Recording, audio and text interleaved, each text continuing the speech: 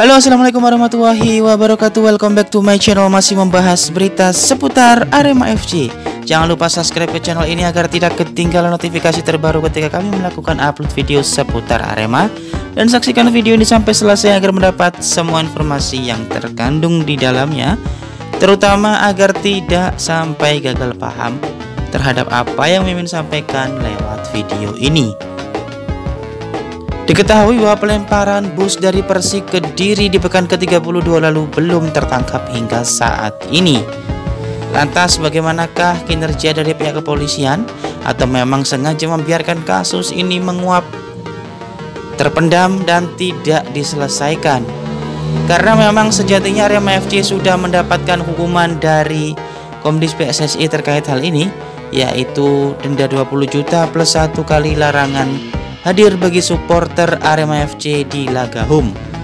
Yang itu nanti akan terjadi pada pekan terakhir, yaitu pekan ke-34 kala Arema FC menjamu Semen Padang di Stadion Kanjuruhan pada tanggal 24 Mei 2025. Tentu saja hal ini tidak bisa dibenarkan, mengingat bagaimanakah kinerja dan SOP dari pihak kepolisian yang membiarkan kasus ini berhenti tanpa dapat menangkap siapakah pelaku pelemparan bus tersebut. Walaupun sudah ditutup-tutupi oleh PT LIB melalui dirutnya, yaitu Om Ferry Paulus, menegaskan bahwa pelemparan itu dilakukan oleh oknum bocah yang masih kecil atau di bawah umur, yang artinya mungkin di bawah 18 tahun. Itulah yang membuat pihak kepolisian saat ini tidak bisa menangkap, atau mungkin bahkan sudah mengabaikan kasus ini hingga nanti sampai terjadi lagi hal yang serupa. Bagaimana demikian?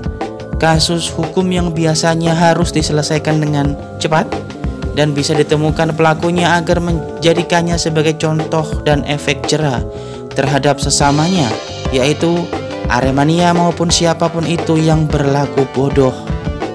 Kemungkinan hal ini bisa terjadi kembali, entah pada Liga 1 musim ini, entah atau pada Liga 1 musim depan.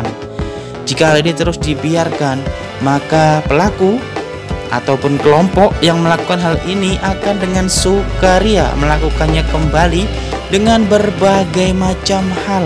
Tidak hanya tentang melempar bus, tapi nanti pasti ada saja hal yang terjadi jika penegakan hukum di negeri kita seperti ini. Ditambah lagi Aremania akan mendapatkan sanksi sosial dari sesama supporter lainnya. Bahkan mungkin pemain Arema FC yang lain ketika bermain tandang juga akan mendapati dukungan yang sangat kurang mengenakan dari supporter lawan.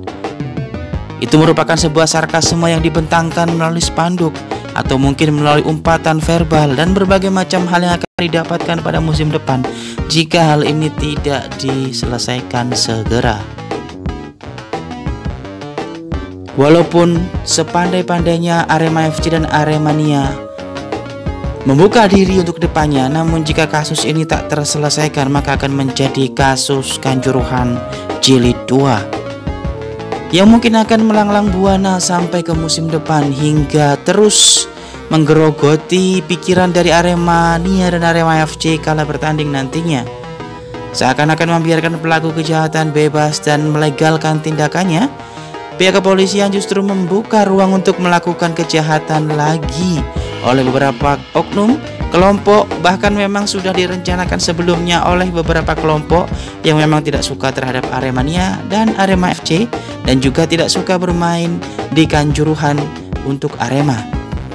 Tentu saja hal ini timbul berbagai spekulasi panjang yang tidak akan bisa berhenti sampai pelaku yang sebenarnya ditangkap dan diinterogasi apakah motif utama dari pelemparan bis tersebut. Jika kegiatan seperti ini dibiarkan terus-menerus, maka akan ada lagi tragedi Kanjuruhan jilid 3, 4, atau 5, bahkan seterusnya. Walaupun pengamanan seketat apapun, pasti akan kecolongan jika ada oknum yang sudah merencanakan dengan baik. Pihak kepolisian jika sudah kecolongan hanya bisa mencari pelakunya sampai ketemu. Kita sedang berusaha melakukan hal itu. Kata-kata seperti itu sudah sering terdengar di telinga kami. Tidak ada langkah representatif untuk menyelesaikan satu kasus, untuk menimbulkan efek jerah, dan tidak menutup ruang bagi pelaku lainnya untuk melakukan hal yang sama adalah merupakan suatu tindakan yang salah yang dilakukan oleh oknum kepolisian dan pihak berwajib serta keamanan yang ada. Atau mungkin nanti bisa jadi Stadion Kanjuruhan akan menjadi salah satu stadion angker bagi tim-tim lawan. Angker dalam artian kata mencekam. Jika datang ke Kanjuruhan lalu ada insiden seperti ini lagi dan tidak bisa menangkap pelakunya, maka tidak mungkin bahwa Stadion Kanjuruhan akan menjadi stadion horor bagi tim-tim lawan untuk kedepannya di Liga 1 musim depan. Apakah ini yang diinginkan bagi kita semua? Tentu saja tidak. Ada langkah yang harus dilakukan untuk menjunjung tinggi sportivitas yang ada.